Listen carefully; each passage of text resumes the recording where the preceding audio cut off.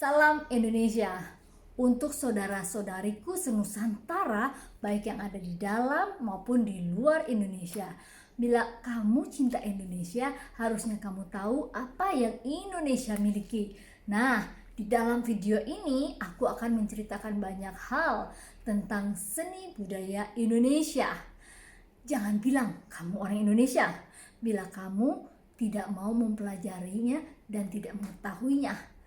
Nah, untuk kamu-kamu yang tidak punya waktu untuk membaca atau mencari riset, nah, ketika kamu beraktivitas, cukup dengar dan simak ceritanya, sehingga apa yang aku ceritakan bisa diketahui bersama-sama. Sebelum mulai, jangan lupa untuk subscribe channelku, biar aku semangat melakukan riset dan menceritakannya kepada sahabatku senusantara. Siap-siap ya, kasih subscribe-nya. 1, 2, 3.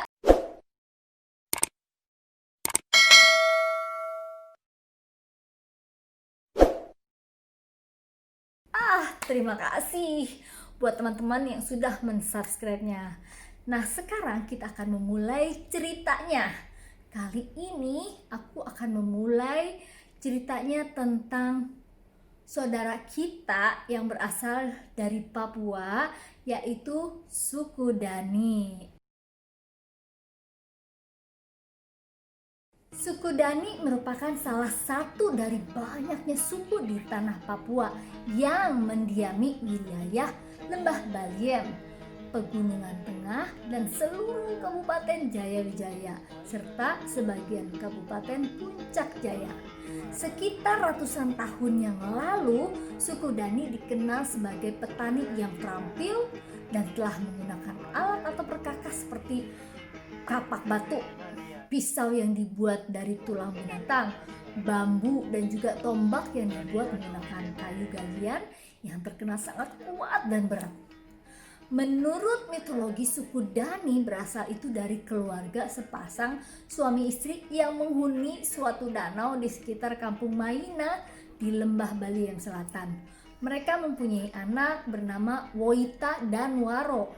Orang Dani dilarang menikah dengan kerabat suku Moiti, sehingga perkawinannya berprinsip eksogami Moiti, yaitu perkawinan Moiti dengan orang di luar Moiti. Suku ini pertama kali diketahui di Lembah Baliem, diperkirakan itu sekitar ratusan tahun yang lalu, dan orang yang pertama kali berinteraksi dengan suku ini adalah tim penyelidik asal Amerika Serikat yang dipimpin oleh Richard tahun 1935. Nah, untuk tahu lebih dalamnya kalian bisa cari di Google Richard tahun 1935 Papua. Pakaian adat suku Dani untuk pria menggunakan koteka, yaitu penutup kemaluan pria. Koteka itu terbuat dari kunden, yaitu labu kuning. Sedangkan pakaian adat para wanita menggunakan pakaian wah yang berasal dari rumput atau serat. Untuk bahasa di suku Dani itu ada 3 macam, yaitu bahasa satu ya, sub keluarga Bako di Bokodeni. Yang kedua, sub keluarga Dani Pusat yang terdiri atas logat Dani Barat dan logat Lembah Besar Dugawa. Yang ketiga adalah sub keluarga Ngalik atau Das namanya. Bahasa suku Dani termasuk keluarga bahasa Melansia dan bahasa Papua Tengah secara umumnya. Untuk kepercayaan dari suku Dani itu masih menganut kepercayaan menghormati roh nenek moyang. Upacara kepercayaan yang diselenggarakan yaitu dengan pesta babi. Nah, konsep kepercayaannya adalah Ato, yaitu kekuatan sakti para nenek moyang yang diturunkan secara patrilineal yang diturunkan kepada anak laki-laki. Nah, kekuatan sakti tersebut ya meliputi 1. Kekuatan menjaga kebun. 2. Kekuatan menyembuhkan penyakit. Dan yang ketiga adalah kekuatan menyuburkan tanah. Sebagai tanda untuk menghormati nenek moyangnya, mereka membuat lambang nenek moyang yang disebut dengan Kaneka. Selain itu juga ada upacara keagamaan yang disebut dengan Kaneka Hagasir, menyejahterakan keluarga, serta untuk mengawali dan mengakhiri perang. Untuk sistem kekeluargaan di suku Dani ada 3, yaitu 1 ya, kelompok kekerabatan yang terkecil dalam masyarakat suku Dani adalah keluarga luas. Nah, keluarga luas ini terdiri dari 3 atau 2 keluarga inti bersama yang menghuni suatu komplek perumahan yang ditutupi dengan pagar. Yang kedua adalah paroh masyarakat. Struktur masyarakat Dani merupakan gabungan beberapa ukul atau klan kecil yang disebut dengan ukul Owak atau klan besar. Yang ketiga, kelompok teritorial. Kesatuan teritorial yang terkecil dalam masyarakat suku bangsa Dani adalah komplek perumahan Uma yang dihuni oleh keluarga luas trilineal yang diturunkan kepada anak laki-laki. Nah, untuk sistem pernikahan orang Dani itu bersifat poligami, diantaranya adalah poligini. Keluarga Bati ini tinggal di satu satuan tempat tinggal yang disebut dengan Silimo. Sebuah keluarga Dani terdiri dari 3 dan 4 Silimo yang dihuni oleh 8 sampai 10 keluarga. Sekarang kita bicarakan tentang masalah kesenian ya. Kesenian untuk masyarakat Dani itu mempunyai seni kerajinan yang khas, yaitu berupa anyaman kantong jaring penutup kepala, pengikat kampak. Selain itu juga terdapat beberapa peralatan yang terbuat dari bata seperti moliage, faluk, sege, wim, kurok, dan panah sege. Untuk politik kemasyarakatan yang bersahaja ya, masyarakat Dani senantiasa hidup berdampingan dan saling tolong menolong. Kehidupan masyarakat Dani pun memiliki ciri-ciri sebagai berikut. 1. Masyarakat Dani memiliki kerjasama yang bersifat tetap dan selalu bergotong royong. Yang kedua, setiap rencana pendirian rumah selalu didahului dengan musyawarah yang dipimpin oleh seorang penata adat atau kepala suku. Yang ketiga, organisasi kemasyarakatan pada suku Dani itu ditentukan berdasarkan hubungan keluarga dan keturunan dan berdasarkan kesatuan teritorial.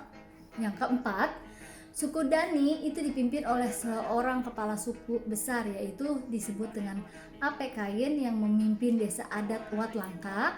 Selain itu ada juga 3 kepala suku yang posisinya berada di bawah Apekayen, dan dia tuh memegang bidang sendiri dan endah sendiri.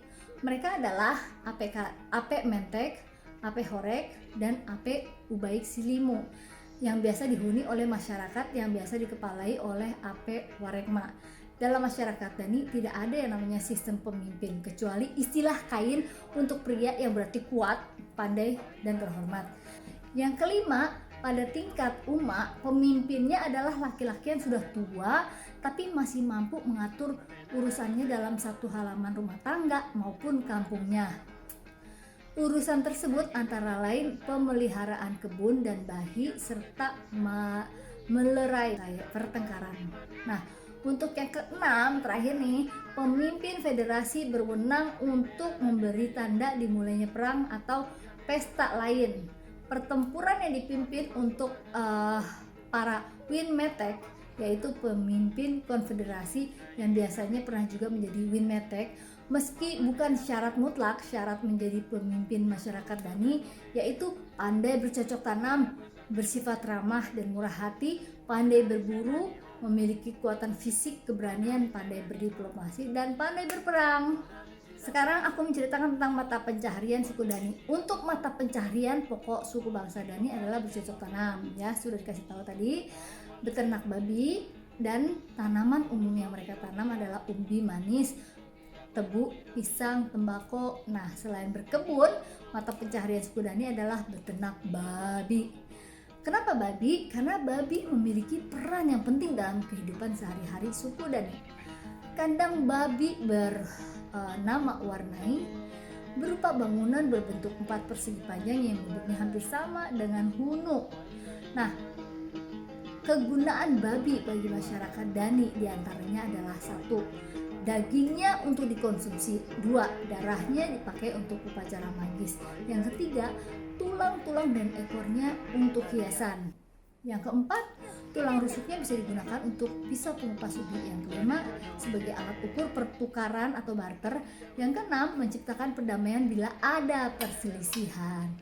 Suku Dani berdagang dengan masyarakat sekitar dengan barang-barang yang diperdagangkan adalah batu untuk membuat kapal, 2 kayu, 3 serat, kulit binatang, dan bulu burung. Kali ini aku ingin menceritakan hal yang unik yang terjadi di suku Dani, yaitu kepala suku Dani di Papua itu bisa menghentikan hujan. Suku Dani di Lembah Baliem, Papua kaya akan tradisi budaya. Kepala suku Dani di kampung Ema Muege mampu berkomunikasi dengan alam dan bisa menghentikan hujan. Mungkin Anda juga tidak percaya. Kepala suku Dani yang bernama Pak Yali Mabel mengenakan koteka dan berbagai atribut kepala suku. Pak Yali sudah pernah yang namanya pergi ke Jerman dan Spanyol untuk mempromosikan Lembah Baliem. Berdasarkan info dari saksi mata, saat itu mendadak hujan turun dan membasahi kampung Jiwika. Melihat hujan yang turun, seketika Pak Yali meneriakkan bahasa suku Dani sambil melihat ke atas langit. Sesekali beliau juga mengangkat panahnya ke arah langit. Pak Yali sedang melakukan Mio Yo Gorio atau bicara sama alam untuk menghentikan hujan. Ajaibnya, hujan pun perlahan mereda. Ketika Pak Yali selesai melakukan ritual Mio Yo Gorio, walaupun awan mendung masih tampak di langit, tapi hujan seakan ditahan dan berhenti sementara waktu. Setelah itu barulah Pak Yali Mabel melakukan atraksi tarian perang bersama pemuda kampung Jiwika. Untuk rumah Dani, jadi rumah adat suku Dani disebut dengan honai atau ebe, ukurannya tergolong kecil dengan bentuk bundar, berdinding kayu dan beratapkan jerami. Namun ada pula rumah yang berbentuk persegi panjang. Nah, rumah jenis ini namanya ebai atau honai perempuan. Perbedaan antara honai dan ebai terletak pada jenis kelamin penghuninya. Honai itu dihuni oleh laki-laki, sedangkan ebai yaitu dihuni oleh perempuan. Untuk seni tarinya, kalian bisa lihat di video berikut ini. Seru banget.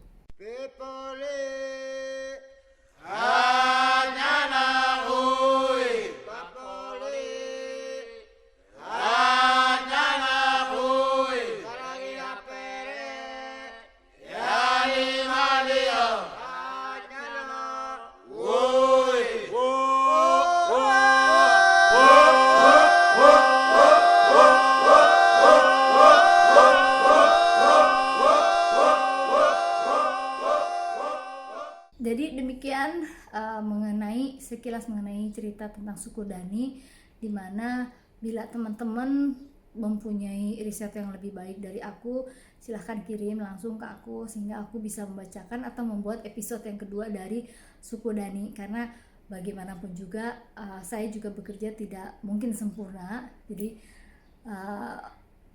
mohon komentar dan sarannya agar video ini lebih sempurna ke depannya.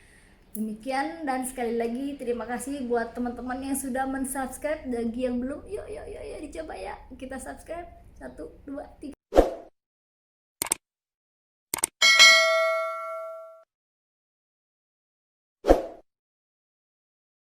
Thank you, dadah.